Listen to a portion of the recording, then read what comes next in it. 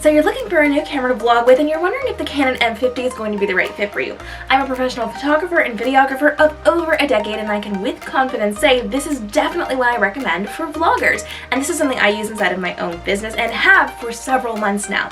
Now the nice thing about this is that it's compact, it's lightweight, you can take that lens off, you can actually switch out the lenses, and it's got all these really great auto settings and manual settings that you can be using to level up what you're doing depending on your skill level. Now, the cool thing about this is that it actually has a flip out screen. So this is something I can use at multiple angles. So if I'm shooting down, I can tip it so that I can see what I'm doing.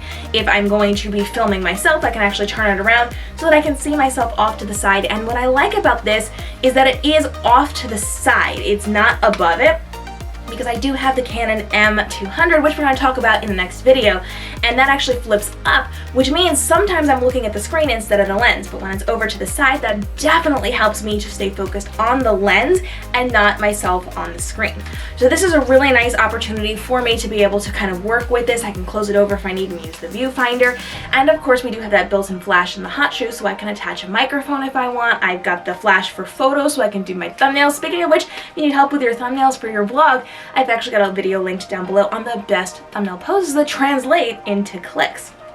And like I said, this has manual settings and it has auto settings. So if you're brand new to this, you can just set the auto white balance, you can kind of let it go. It has that auto focus, which is amazing. So even if you're somebody who likes to work with manual settings, it has the auto focus. So when you move closer or further away from your lens, it's going to auto focus on where you are. So let's just say this is my 200 I'm filming on right now, but see how it kind of focused on my hand when I moved that closer, but now it's focusing on my face.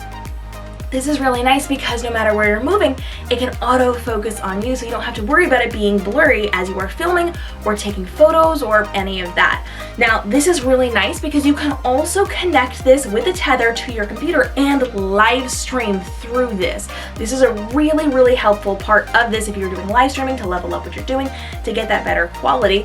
And this also connects to an app on your phone. So you can use the Canon Connect app to control the settings on your camera. So let's say you're taking those thumbnail photos, you can actually connect it to your phone and then from back here, take your photos, whether it is a single click and you're just kind of hiding the camera out or the phone out of the camera's view, or you're going to be setting the timer of 2 or 10 seconds or a rapid shutter burst so that you can get multiple photos in, and you can just set it to the side so it's got that timer, it's got the autofocus, and you can see what you're doing.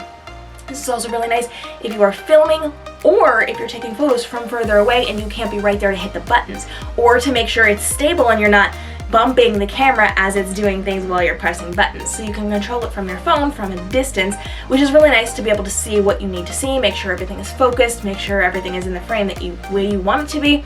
Highly recommend connecting your cameras to the app so that you can use it or have somebody else control it for you as you are going. So there's a lot of really great features for this, and I'm highly recommending the M50. This is going to be the priority camera for vlogging, especially if you're just jumping in. You can use the kit lens that comes with it. You can purchase wide angle lenses, which is really good for vlogging as well. And I use this to shoot all of my videos. Now right now I'm on my M200. Quality is still really great, but there are a couple of differences. I'm going to talk about that in the next video, so hit the subscribe and notification bell.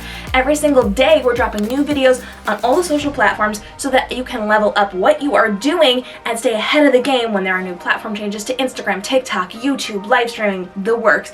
And then every single week, one day a week, I'm dropping new technology videos so you can level up what you're doing with your photos, your videos, and the things that you are producing as you're creating content to go out on social media. So subscribe, notification bell, you know the drill. So with this, I highly recommend checking it out. Start off with those auto buttons, so the auto white balance, which you have to keep in mind if you're using auto white balance, it's going to focus on that brighter area on your screen. So if you've got like a bright background, if there's a window behind you, it might struggle a little bit. If you're in a really dark setting, it's going to bump up that ISO, so it might be a little grainy, but it's going to kind of adjust as you go, and you might just need to wait a second if you're walking from a brighter area into a darker area or vice versa so that it can adjust.